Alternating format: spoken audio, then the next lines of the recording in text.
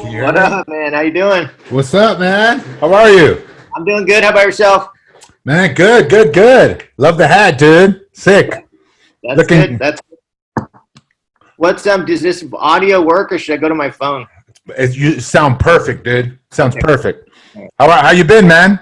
I've been good, man. You know, the temperature's boiling. A lot of things going on in the world that are got the spirit a little disrupted, but Yeah, yeah, trying to focus, trying to figure out where I could help others in the situation, bring solution rather than hate. And yeah. It's been a crazy, crazy last week. Literally, it's been a week since George Floyd was killed. It's been a week today, wasn't it? It was Monday. Monday, yeah.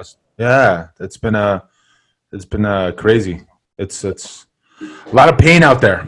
That's for sure. And on all sides of the spectrum, I try to really put myself in the shoes of everybody, all the way around, from the family Right. of George Floyd to the police to the youth, to the anger of the youth, Right. to everyone, the protesters. Right. Right. Right. No, absolutely. It's kind of like you have to look at all sides and just kind of, I don't know. It's just painful on all directions. It's tough. It is.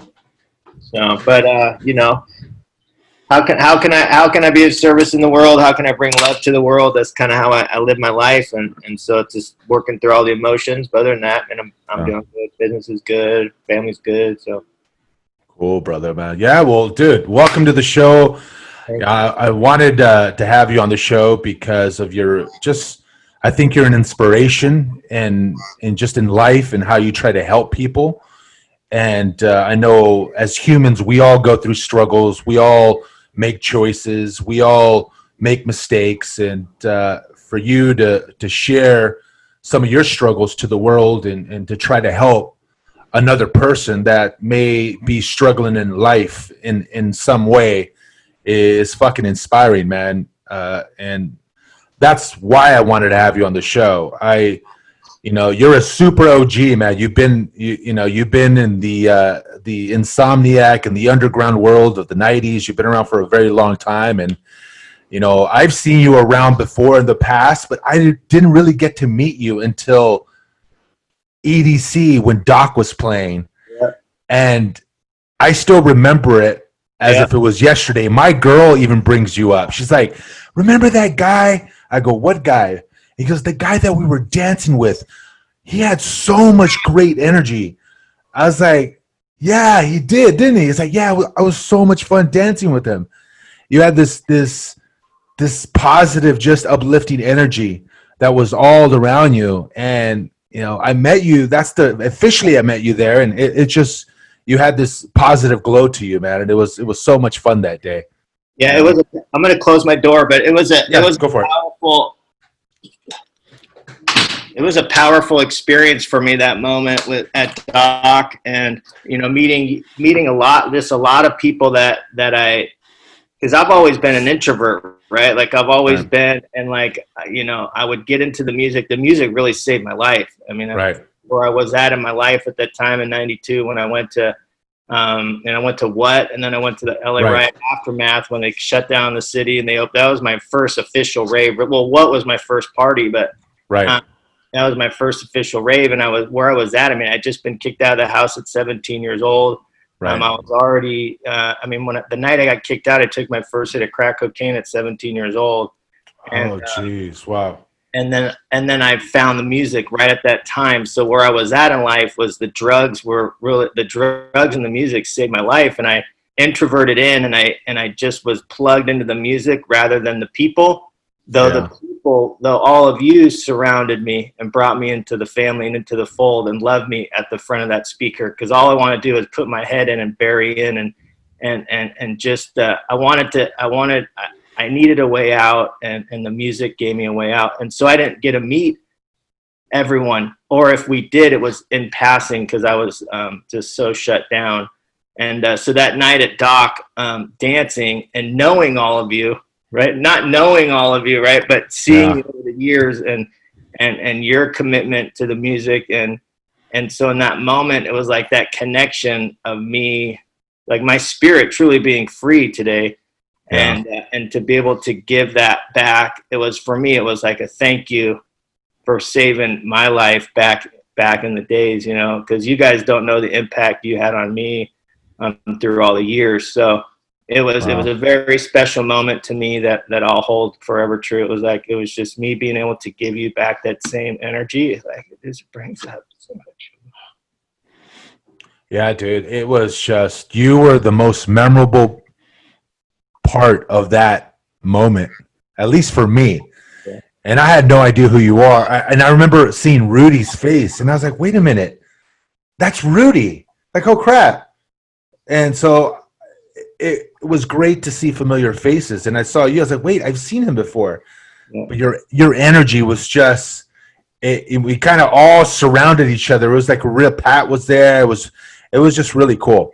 And honestly, still hands down is the best EDC experience for me. Yeah. It was. The energy, Doc was just on fire. It was amazing. Yeah. And for me, it was also super dope because Doc was on a big stage for us, you know, like we're used to couple hundred of us. And for me, that's special moments. But that big stage for me was like, and it was like giving, you know, for me, I was also, you know, thanking Pasquale internally, just like, thank you for representing the true Los Angeles, your true roots, you know, because, you know, it's commercial and it's money and blah, blah, blah, which I don't really have an opinion either way. But like, it was like, thank you. It was, for me, that's what it felt like. Damn, man. It was awesome, dude.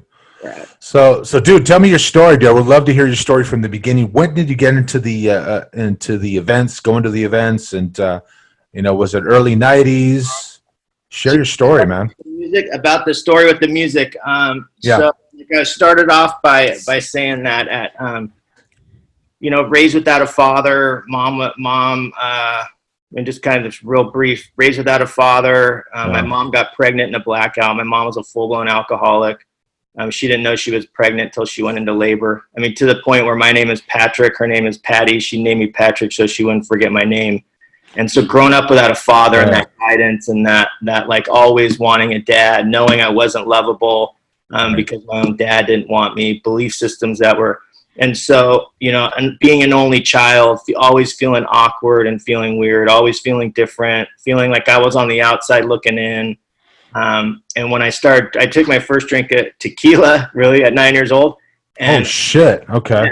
With some older kids, you know, but it connected me to a group of people. You know, growing up in high school, you know, I grew up in South Orange County, right? But I was listening to like Eazy-E, NWA, and, you know what I mean? I had the Dickies, everything, you know. Yeah, and, right. You know, just like.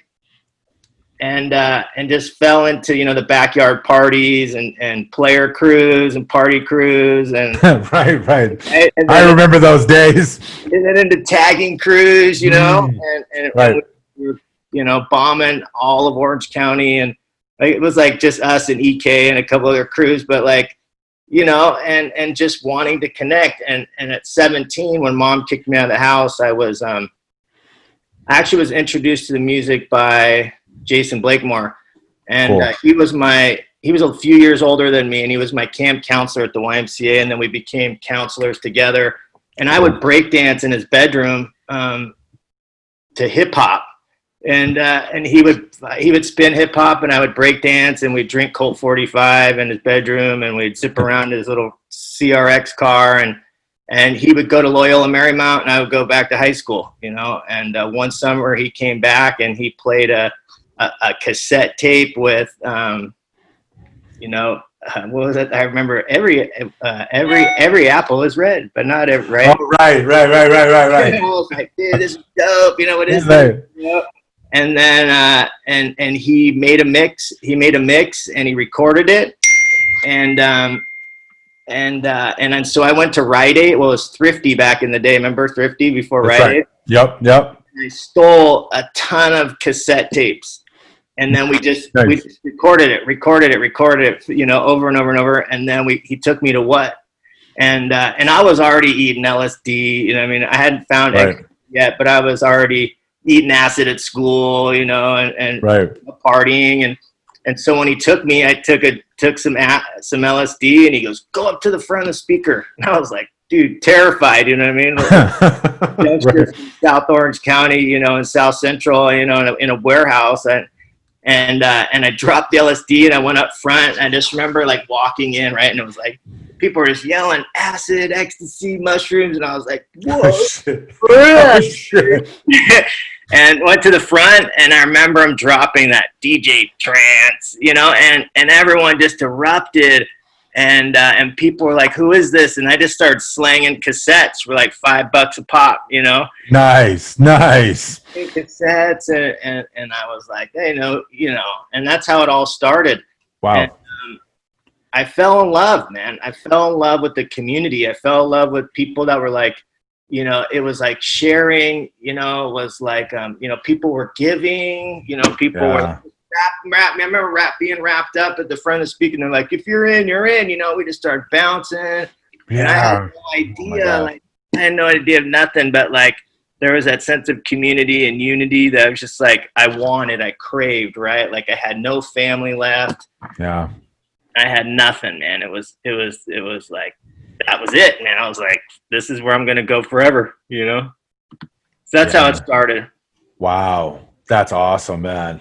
What an amazing story, dude. It's just, and it was the beginning. You were, you know, as so many of us and so many of our friends were there at a time where it was just a new thing, a new music, new environment, and just the community and the love of just that scene was just, it was an amazing time. It was a time that you probably can never go back to, and it was something that I really cherish, you know, to be a part of.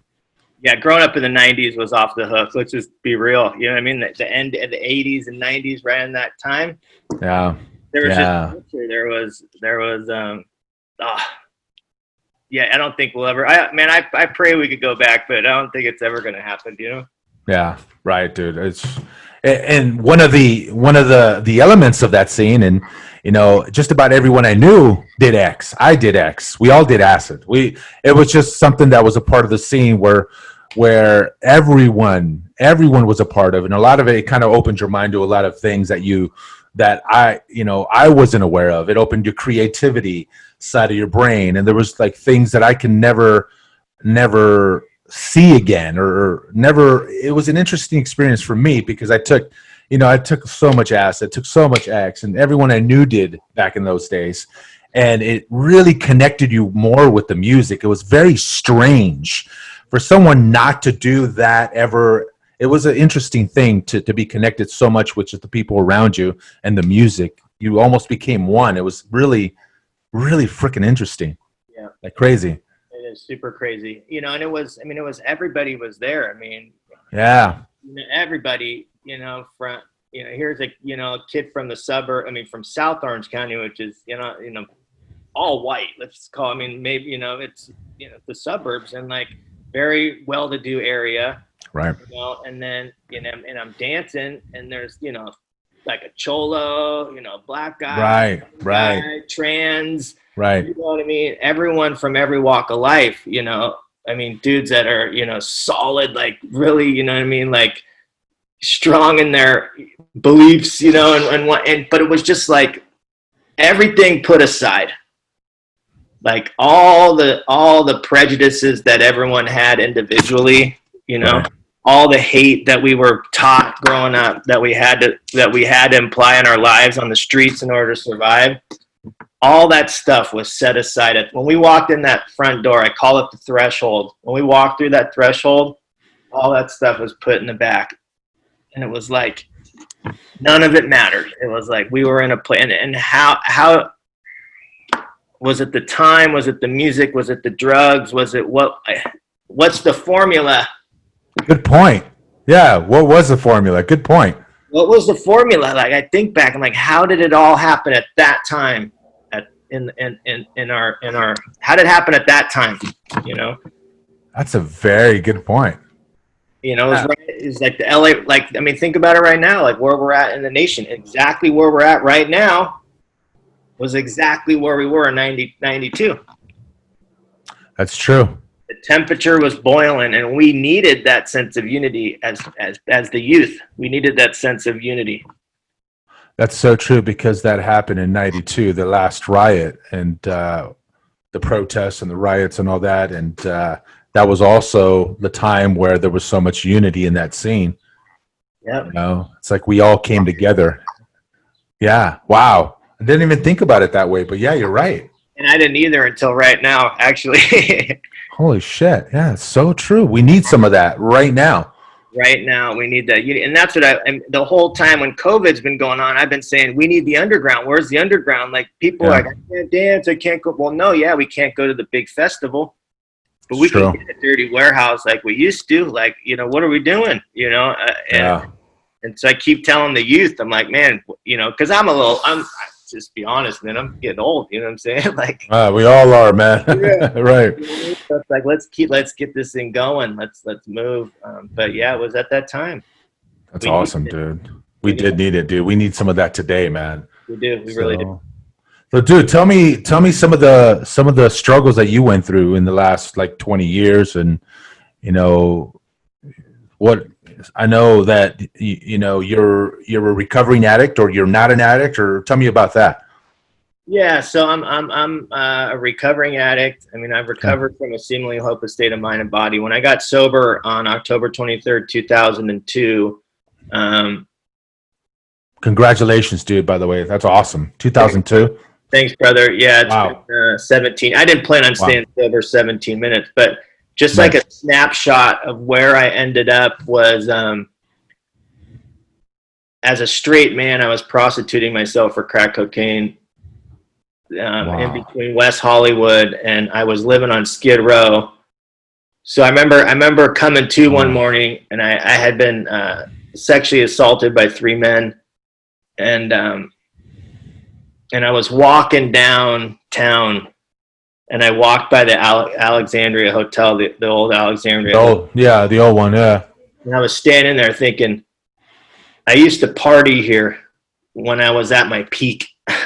Right. When it was good and when it was happy. Yeah. And then I remember that bar. Remember that bar in the corner? Yep. And sitting there thinking, man, this is a weird place for me to be. But by the time that day when I was standing there, I realized that I was just where all those critters and those them characters, had just been living the same life, and how it progressed for me that fast to get to that point. And I just was filled with so much shame and self-hate. And you could play the best music in the world, the best. I could have gone to Doc and not been connected to a single thing, because I was so disconnected internally. From myself, from others, from a spiritual way of life. I had to in order to survive. Right. And I came to one morning, and I just was like, I didn't want to stop. I didn't want to continue living that life. And I mean, I said a prayer, I don't believe that there's anything, but like, I'm hopeless and I need help. And I called my mom, who was sober 26 years at the time. Right. And she sent some guys to help me, and my life changed at that moment, but over the last 17 years, it's really been about learning how to grow up, Okay. It's been it's been a lot of learning how to deal with emotional reactions to life. Like, I used to, my feelings get hurt and react, whether that's shut down or tell people, F you, right. And that's just acting out in childlike emotions, and, when I drank and used, it would numb out all that stuff. And I just go, whatever, who cares? It's all good. Whatever, just kind of cruise along, Right. Take that away. And then I got to learn how to grow up, living on the streets. I had to learn how to get a job. I had to learn how to, went back to school, been able to work myself to a 6-figure income. Nice. From Skid Row, 9th grade education, learn how to do that, learn how to get fired, learn how to build a business, learn how to get pushed out of a partnership and stolen the 25% from you. Wow. Learn how to, get an attorney who's your friend, who's going to help you out. And then steals the settlement that she just settled for the company that just Oh, Jesus. and I find this out Oh, on the day my mom died, you know, and so oh, so yeah, man, it's been a struggle of learning how to let go of my expectations of right. how my life should be, you know, and to be able to accept what is in this moment is exactly what is, and none of it defines who I am. It's just an experience I get to walk through, you know, to look back and go, my life is better than it's ever been in my entire life. That's fucking awesome, dude. You know, all that stuff, like my cars have gotten nicer, my apartments have gotten nicer, you know, my Yeah. furniture's gotten nicer, but more importantly, like internally, my connections to other people are stronger. My connections with spirit, whatever that spiritual thing is that individuals believe in, I call it spirit. Yeah. Spirit is connected deeper. Like my peace of mind is stronger. My heart, my love to love others is stronger because I've gone through the pain, right? You walk through the pain to get to compassion. You know, the longest journey I go from is from the head to the heart. And it's the most painful 8 inches you go from judgment to compassion. You know, and so yeah, man, it's been fun. That's awesome, dude. And when you became sober, it was it just one day at a time, just getting better a little bit at a time, one day, and When I, improving. yeah, when I first got sober, it was maybe 1 minute to 1 minute, like 1 minute, Right. and then Right. it turned into 1 hour at a time, and then I got a day, and I was like, whoa, I got a day, and then it was one day at a time, and then all of a sudden I'm like, I got 30 days, you know what I mean? Like, whoa. And then like these Right. little benchmarks of 30, 60, 90, 6 months, 9 months, I got a year. And then I'm going, holy, I got a year. How the hell did that happen? You know? And Right. then, you know, but for me, it's still one day at a time. And it's not necessarily for me today, one day at a time of not drinking and using. It's one day at a time for me of how can I be of love and service to others. I love that. Wow. That's a great saying. I love that. Wow. That's fucking awesome, dude. So you've been sober for what, how many years now? 17 years. 17 years. Wow. And you've come out from like the deepest, darkest pot of your life, and now you've grown. And since then, what have you done to as far as your work or personal life, your own business? Take me down that journey. Yeah. It sounds like you had another business and something with a friend. Yeah. So when I got clean and sober, I just was attracting a lot of younger kids. I was 27 when I got sober, so a lot of kids Right. that were 16, 17, 18 that were getting sober Right. were attracted to me. I don't know if it was the ears or you know what I mean. If it was the Right. fact that I still look like I'm a youngster and I Right. listen to the music and Right. love hip hop and Yeah. I'll go dancing and I'll stay up. I mean, I was what it was, but I attracted these people. And this guy came up to me and he's like, "Hey, will you come hang out with my kids at my treatment center?" And I was like, "Yeah, sure." So I did, and through that, like I became a counselor, drug and alcohol counselor for kids, and then I worked at a sober high school here in that used to be a nonprofit, and then I worked for a residential treatment center, built their whole recovery component, and then Wow. I was fired from that company for standing up for an ethical dilemma because I stand up for what I believe in, and Nice. so it's like went from Skid Row to six figures to oh my God, no job, how am I going to pay for everything? Right. And in that process, met with a friend. I had a dream. Me and him put a business together, which was our own adolescent program. Awesome. It was a handshake deal, which I'm a people guy. You know what I mean? Yeah. It's like I trust people. Yeah. And good friend, and we brought some other people in, and the partnership fell apart, and I got pushed out. And then and then I've been doing like interventions and counseling my whole sobriety. So I do that. I see Awesome. see a lot of people privately. We'll do, privately do some counseling, do interventions. I might work for a program, Slow Recovery Center up in Portland. I do a lot of business development for them. Okay. Uh, So you created do you now work for yourself, or you're working for a development center? both. So I do private counseling and interventions, and do a lot of case management, and find services for families. Okay. Family calls and says, little Johnny's, hooked on heroin, suicidal, can't get out of, looking at 5 years in prison, robbery, probation, parole, whatever. Right. Then I help the family navigate the process for them. You go online and you look, and there's thousands of things. You don't even know where to start, Right. And there's a lot of unethical companies, and there's a lot of, just not so good stuff, So, I provide my service. They call and help navigate them through all of it to get little Johnny the help that little Johnny needs. Okay. And how long have you been doing that? I've been doing that for 16 years. Wow, dude, that's fucking amazing, man. That's wow. Well, and you have your own website and whatnot, and business and all that stuff.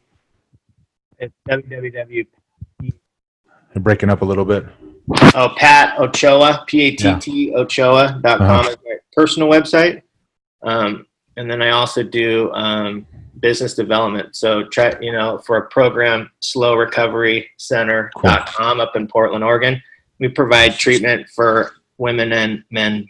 But yeah, I mean, that's fucking awesome, dude. Wherever I can put myself to be of love and service, one of my most proudest, I don't know how you say it. I don't want to say it's not an accomplishment, but most proudest, things that I've been a part of is the consciousness group at Insomniac. That all started because I was helping two young guys who were going to raves in 2013, 14. They were going to raves every night, and they knew that my history, previous, but they were suicidal, and they were at a rave, leaving at 2:30 in the morning. Were going to kill themselves, and they met another sober guy outside the rave. And they had like a year sober, each of these guys, and this guy had 2 years, and they had like a little meeting outside the rave. And they came to me and had this idea how cool it would be to have meetings at raves. And they're like, "Can you contact Pasquale? We can get this going." And I was like, "No, I'm not going to do that. Like, that's crazy. You know what I mean? Like, this is crazy."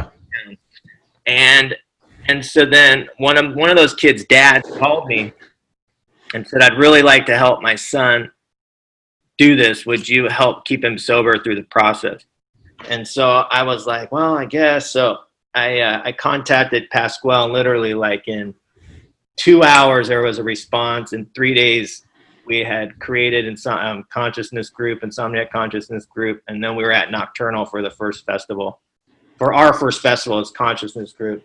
But from that, right after Nocturnal, we went to Bonnaroo and out in Tennessee. Yeah. As my friend's dad, who asked me, has been in the music industry for 30, 40 years. So and so then we went to Bonnaroo and met up with a guy by the name of Patrick Whalen, who was doing sober tents there. Okay. And from that started a nonprofit called Harmonium. Okay. And we take clean and sober tents into 27 music festivals across the country. Wow. So we're in Lollapalooza, Bonnaroo, Austin City Limits, all the big major outside lands in San Francisco, all the big major festivals. We have a clean and sober tent. They all have their own personal name, but it all started from Insomniac. So the movement from what was created with Pasquale at Insomniac, what it's turned into is just so much bigger. I mean, it's our own nonprofit, but Consciousness Group is strictly Insomniac's sober tent. And I can tell you story after story about that thing. That's like, wow. Guys getting sober in our tent, coming to the tent going, "I need help. Like, you guys are so positive and loving. Like, how are you sober at EDC?" And we're like, "Dude, let us show you. Be a part of us," and You know, a guy that came to our tent 3 years in a row, loaded him. He was high, but Yeah. he would just come by and talk to us because we were cool. You know, we were kind to him. We were accepting of him. We didn't care if he did drugs, didn't do drugs. And we shared our stories with him. And he came back one year and said, last year I was arrested at EDC for selling drugs to an undercover. And when I was in jail, I remembered that you guys were clean and sober. And I thought that if they can do it, I could do it too. And came back next year with his 1 year chip to present to us to say thank you for saving his life. Wow. So stuff like that happens. Holy shit. One time this guy passed out in the tent and we left him there. He went and he closed the tent around him. And the next morning we went back to the festival, and we were having a meeting, and he was kind of in the middle there, and we left a chair there. And he came to, right, and was like, where the hell am I? And we're like, you're in a meeting. And we put him in the chair, and we had our meeting, and we gave him some water and fed him and took care of him.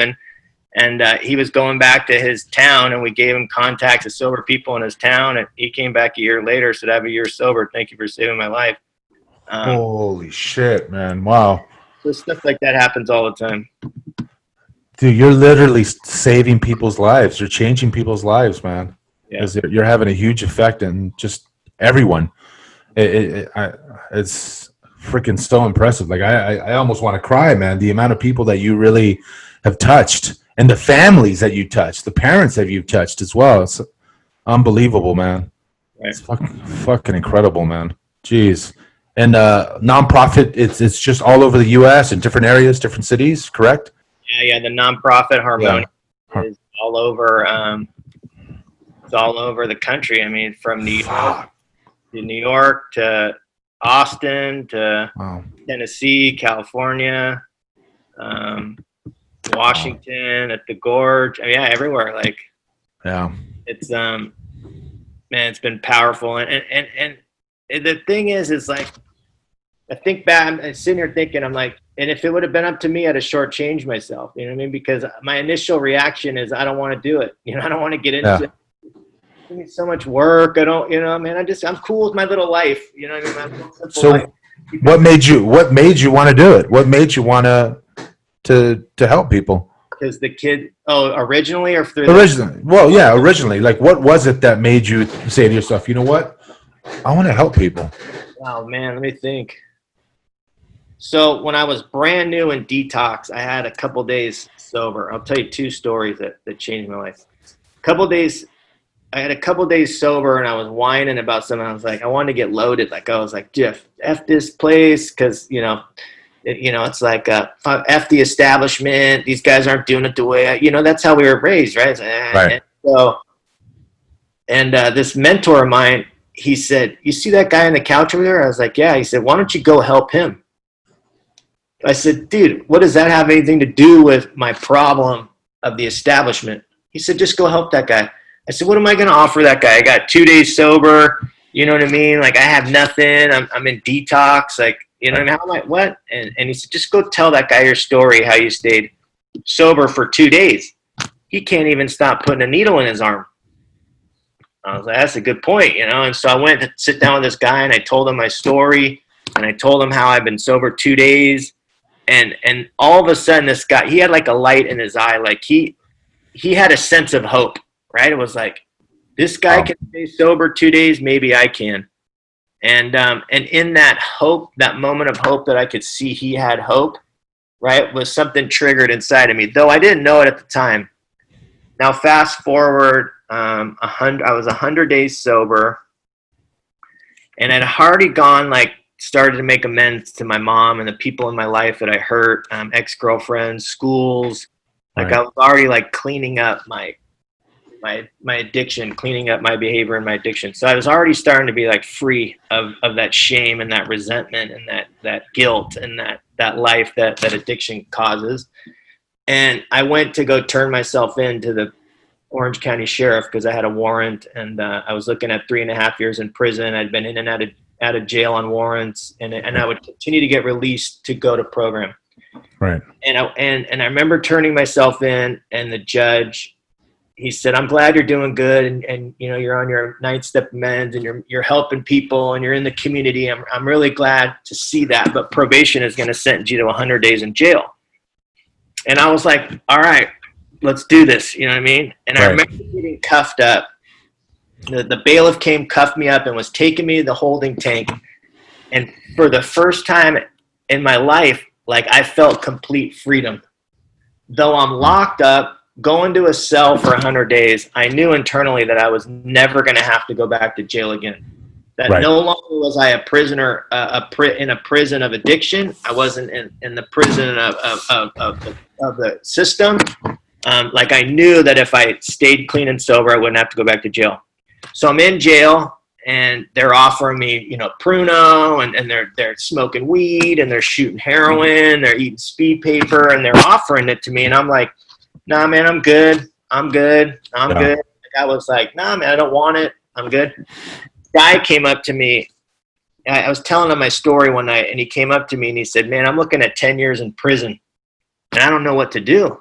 And so I shared with him, I said, man, I was going to prison for 3.5 years. And somebody in jail told me that if I told the judge that I was an addict and I needed help, he would sentence me to a program. And I said, the judge sentenced me to a program. I said, why don't you try that tomorrow? Mm-hmm. And the guy went to court, and he came back that day, and he gave me a hug right in front of 6 dudes, like in tears, and was like, they're going to release me to a program, and I want to thank you. Wow. And he said, but how are you staying sober in here? How are you staying sober? Like, we're doing all the drugs you like to do, and you're staying sober. And I sat down with this guy, and I told him my story, and we started doing some work, some clean and sober work, and in the 12-step community in jail. And I remember me and this guy, arm in arm on our knees in jail, saying a prayer together. And this guy was praying to God that he would do whatever he had to do to stay sober. Wow. I got released. Wow. He got released, and he went to a program. And every Sunday, I rode a bus for 2 hours to go sit with this guy in his program, because somebody had done that for me. Somebody had gone above and beyond for me to help save my life. I was indebted to do that for someone else. Like, it was a responsibility that I had so much gratitude for the guy that did it for me, that gratitude transpired for me to want to do it for someone else. And I went and that guy ended up getting loaded. He ended up getting loaded. He went to prison. Oh, what did I do wrong? Like, I did everything. And what I came to find out was that one dope fiend addict helping another dope fiend addict allowed me to stay clean and sober one day at a time. Right. Okay. So I didn't have the power to get him loaded. I also didn't have the power to get him clean and sober. Right. And I just, like, it was like the gratitude that someone gave it to me, that I need to do that for others.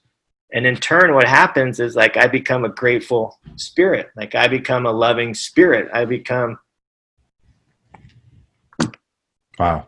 Yeah. You got me there, man. Oh. I almost lost it there. I love you, brother. Whew.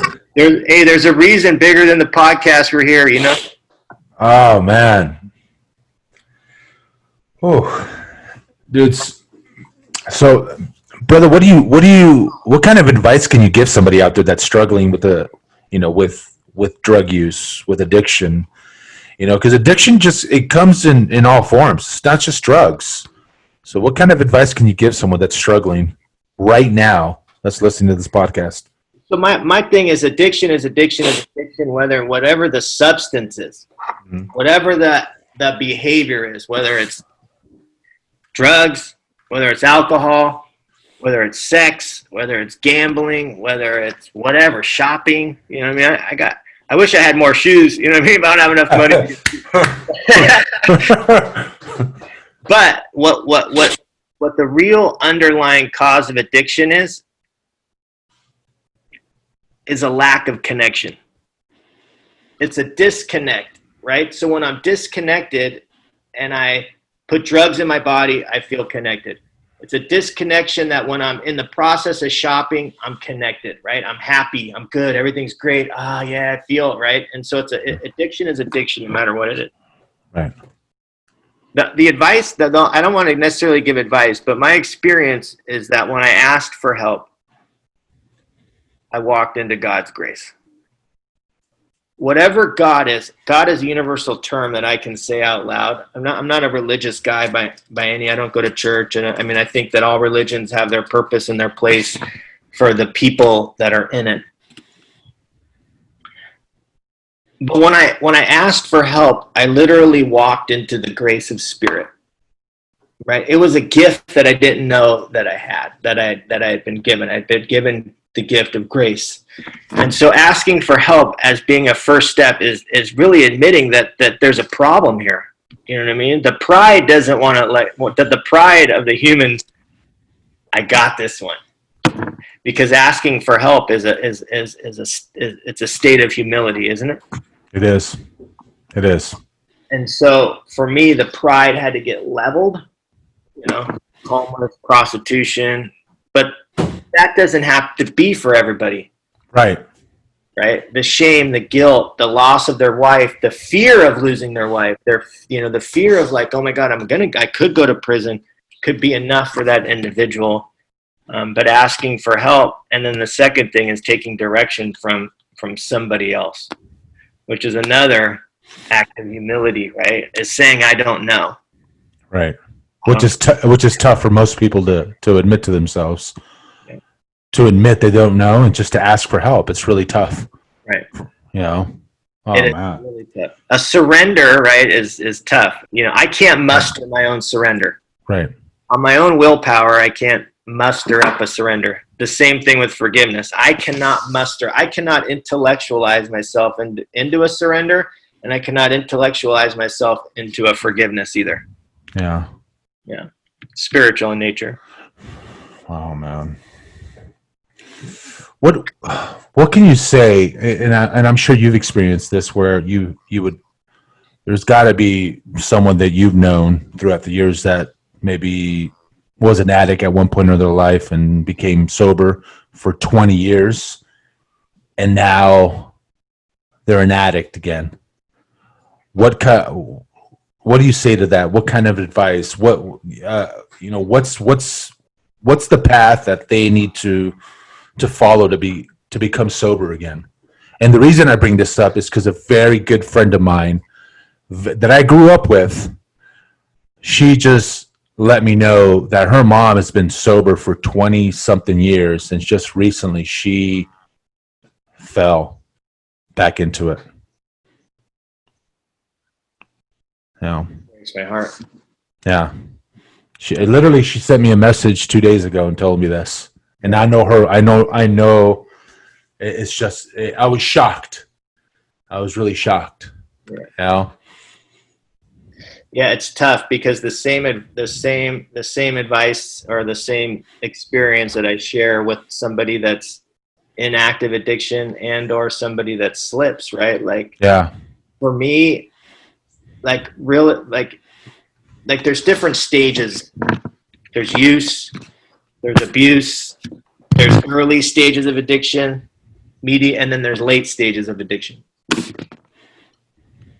For me, if I put anything in my body, even 17 years that fast, I'm triggered right back into where I left off. Right. If not more extreme. Like I may control it for a period of time. I may, if I be a real addict. Yeah.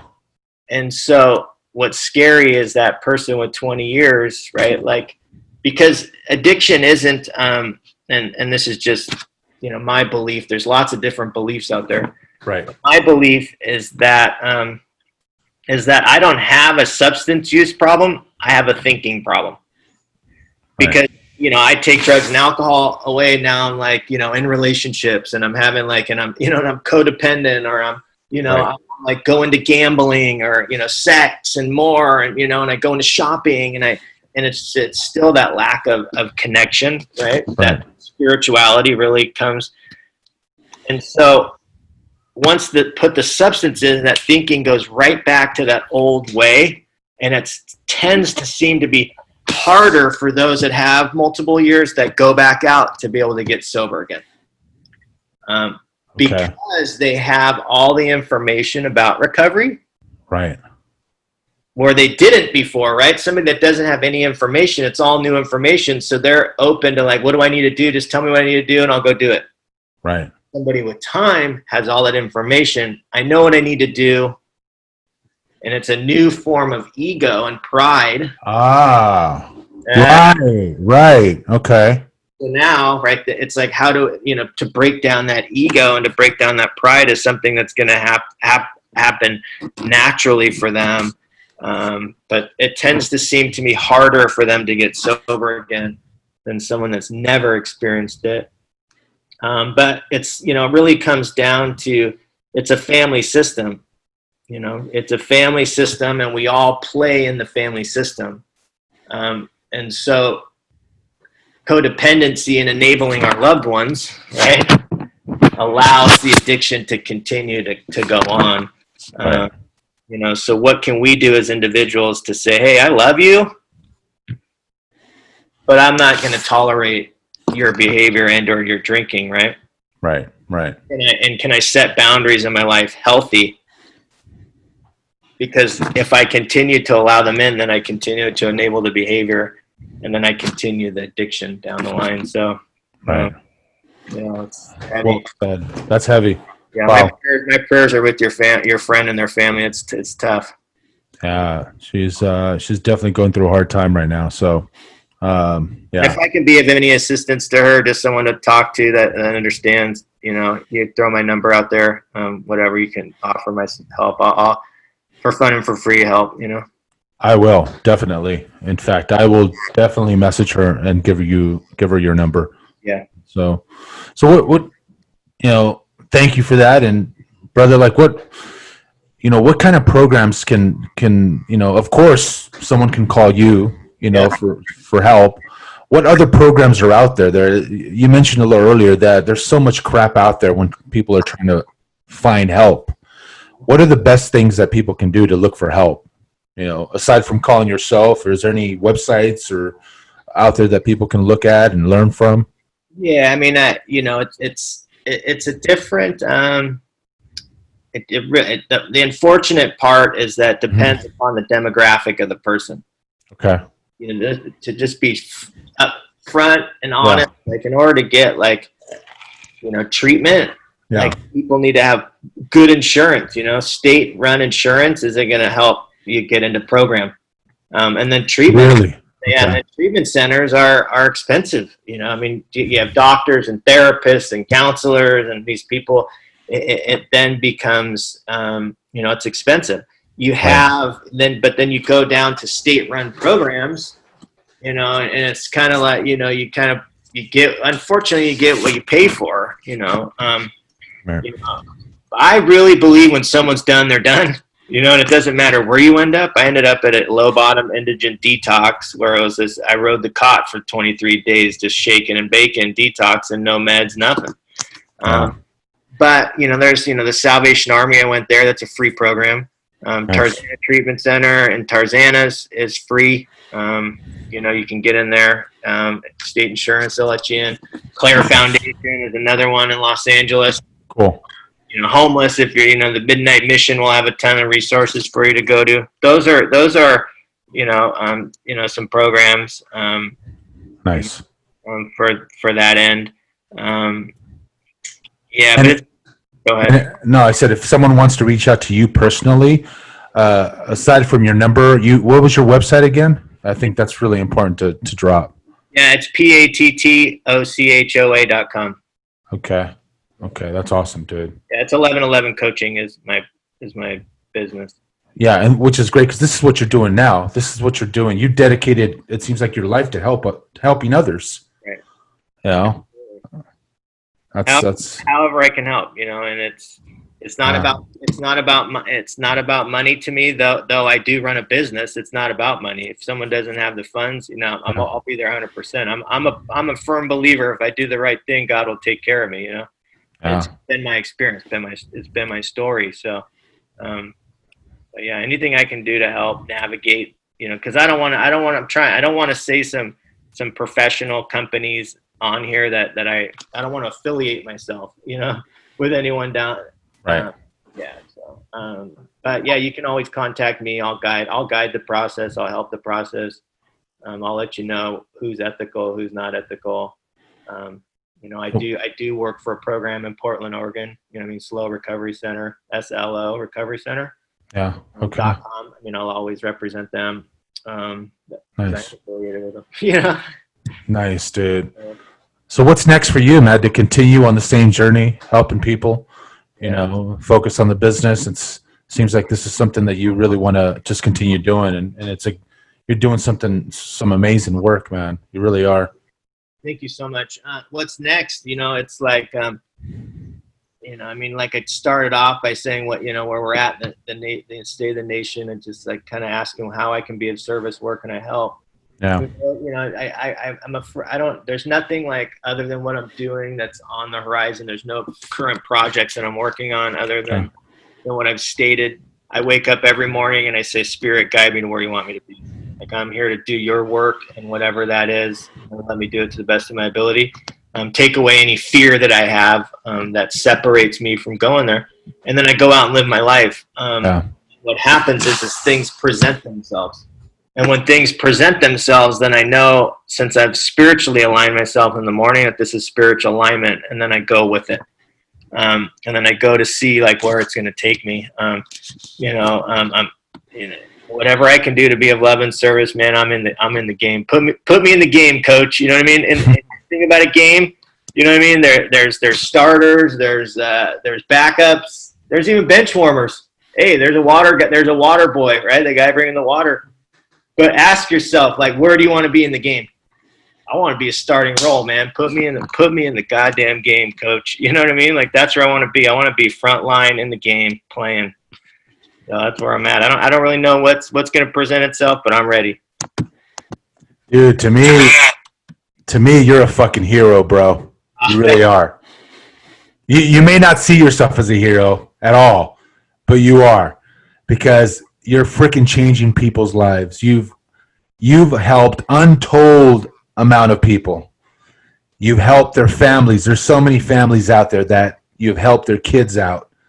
And there's just the amount of people that you're going to continue to help. It gets me emotional, man. It's just, to me, you're a hero. Thank you, brother. I appreciate it. Much love and respect, man. Thanks, brother. Well, dude, I just want to conclude, brother, that, hey, thank you for being on the podcast. You've been an inspiration to people that surround yourself with, that you've helped. But today, dude, you've been an inspiration to me, man. Yeah, thank you, man. I love you. Hey, let me know when you're dancing so I can come dance with you. Hell yeah, brother. For sure, dude. Yeah, please. Definitely, dude. Definitely. We love you, brother. We got to get out there again, dude, to feel that same energy, man. Hey, I'm down when you're down. All right, brother. I go up to people. I go, hey, do you hug? They're like, hey, if you hug, let's hug. If not, hey, we'll elbow bump, So when you're ready, let me know. I will, brother. All right, man. Respect, brother. Love you, dude. Take care. Love you too, brother.